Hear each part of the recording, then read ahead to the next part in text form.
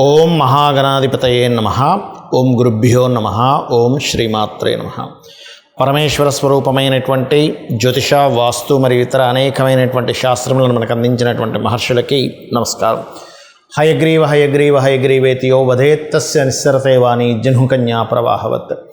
అరుణాం కరుణాతరంగితాక్షీం ధృతపాశాంకుశపుష్పభానచాపాం అనిమాదిభిరావృతాం మయూకైః అహమిత్యేవ విభావయే భవానీం. శ్రీమాత్రే నమః.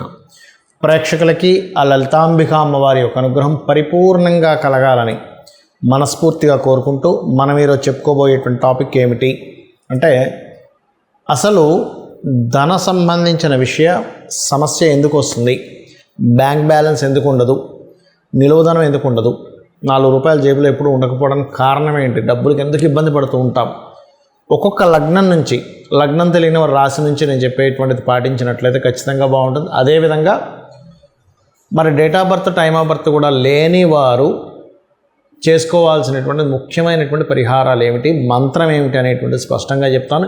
ఇవి పాటించినట్లయితే ఖచ్చితంగా ఇవి పాటించిన రోజు నుంచి స్లోగా రోజులు నెలలు గడుస్తున్నా కొద్దీ 100% మీకు ధనాభివృద్ధి కలుగుతుంది. ఇది గుర్తుపెట్టుకోండి. అదేవిధంగా వాస్తుపరంగా కూడా తీసుకోవాల్సిన జాగ్రత్తలు కూడా చెప్తాను.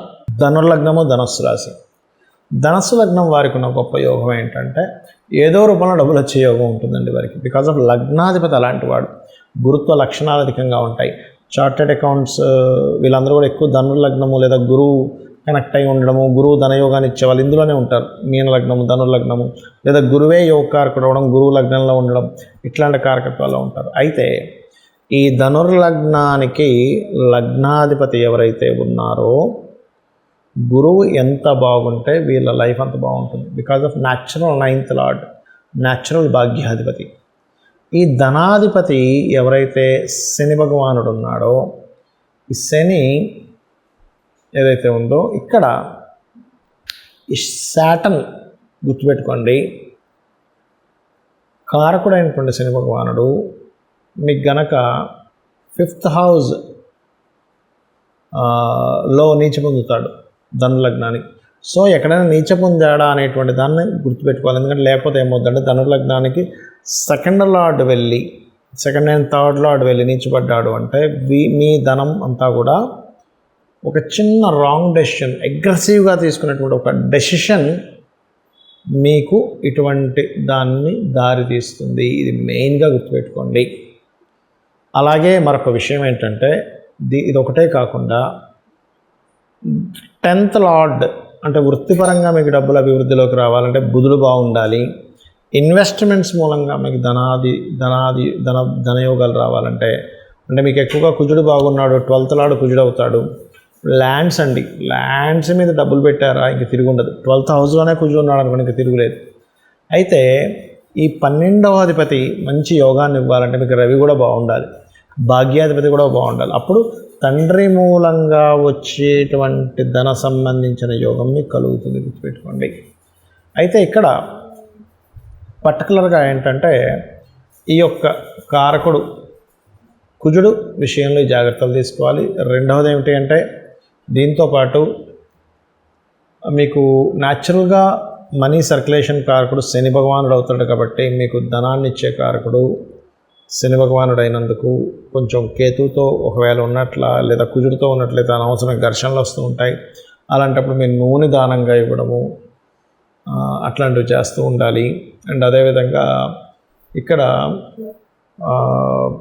ఒకటే గుర్తుపెట్టుకోండి, ఎక్కువగా మీరు ఓం ధర్మాధ్యక్ష ధనాధ్యక్ష ధనధాన్య వివర్ధనీయ నమః మంత్రం ఎక్కువగా చేసుకోండి. మీకు ఫైనాన్షియల్ గ్రోత్ అనేటువంటిది బాగుంటుంది.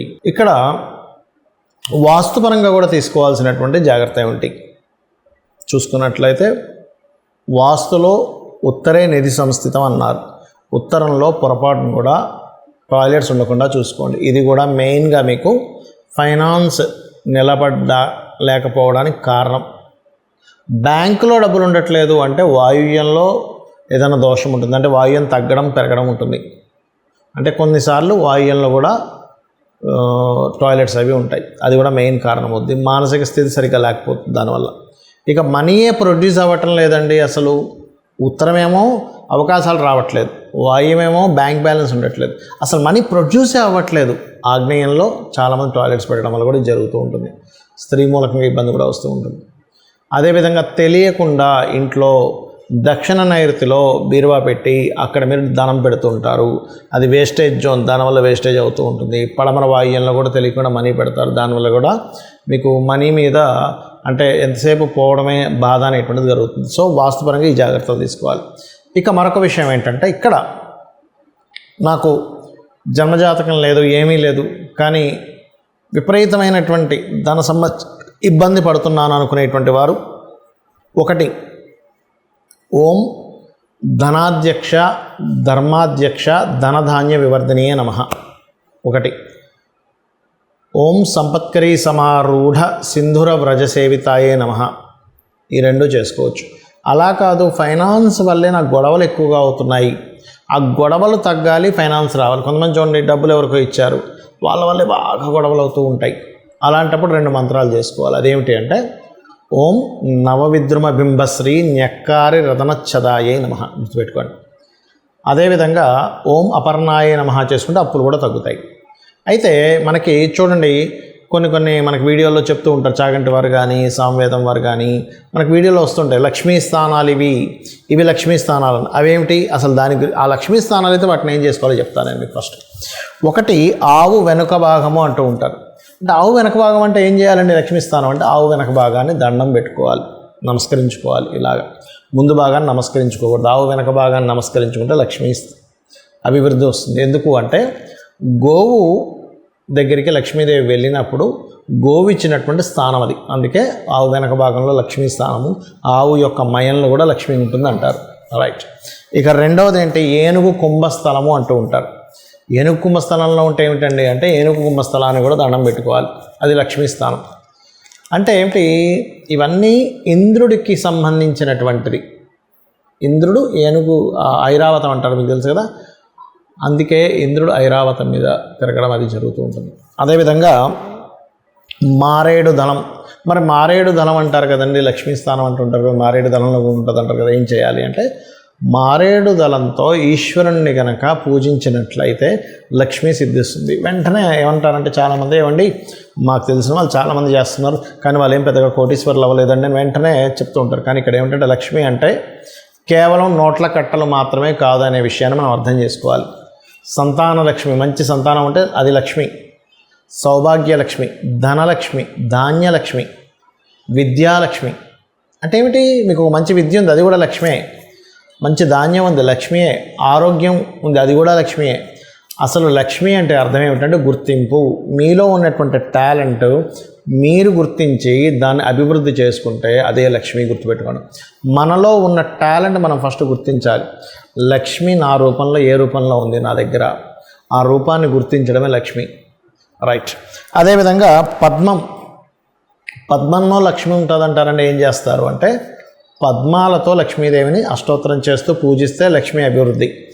పద్మాలతో హోమం కూడా చేస్తారు. పద్మముకు ఉన్నటువంటి స్థితి ఏమిటి మనం అర్థం చేసుకోవాలి. ఎందుకు పద్మానికి?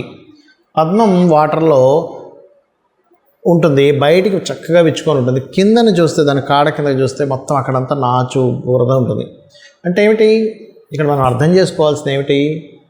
నువ్వు నీ చుట్టూ ఉండేటువంటి పరిసరాలన్నీ ఎలాగున్నా సరే నీ యొక్క బుద్ధిని వికసించుకున్నట్లయితే, ఇది వికసించుకోవడం ఇలా వికసించుకొని ఉంటుంది. నువ్వు ఎక్కడున్నా సరే నీ బుద్ధి వికసించుకున్నట్లయితే లక్ష్మి వచ్చి అక్కడ కూర్చుంటుంది అని దాని అర్థం పద్మం అనేటువంటిది. అలాగే ఐదవది శ్రీ పాపిట అంటూ ఉంటారు. అంటే ఈ భాగం లలితా సహస్రనామాల్లో ఒక నామం ఉంటుంది, శృతి సీమంత సింధూరి అనేటువంటి ఒక నామం ఉంటుంది. అంటే ఏమిటి? అమ్మవారి యొక్క సంబంధించిన లలితా సహస్రనామాల్లో అమ్మవారి పాదధూలికి సంబంధించిన ఈ పాపిటికి సంబంధించిన నామం అది.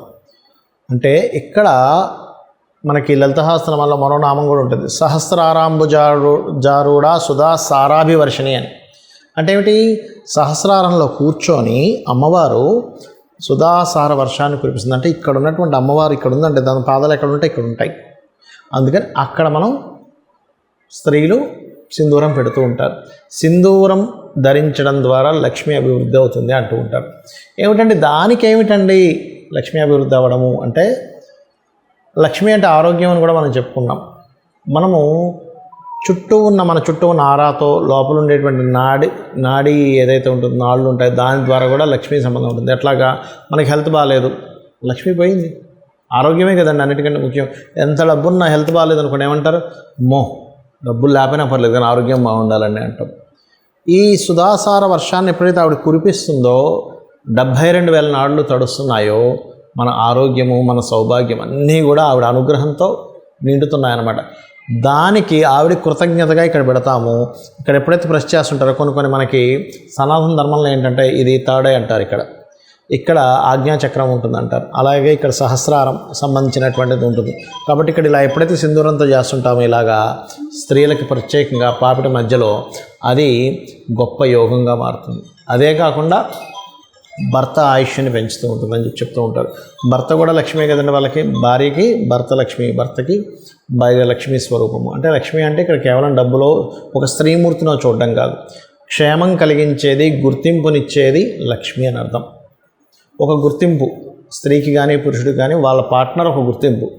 ఈ రకంగా ఇవి చేసుకుంటూ నేను చెప్పినటువంటిది ఒక్కొక్క లగ్నానికి ఏదైతే చెప్పానో ఇవి చేస్తూ మీరు లక్ష్మీ అనుగ్రహం పరిపూర్ణంగా పొందాలని మనస్ఫూర్తిగా కోరుకుంటూ శ్రీమాత్రే నమః.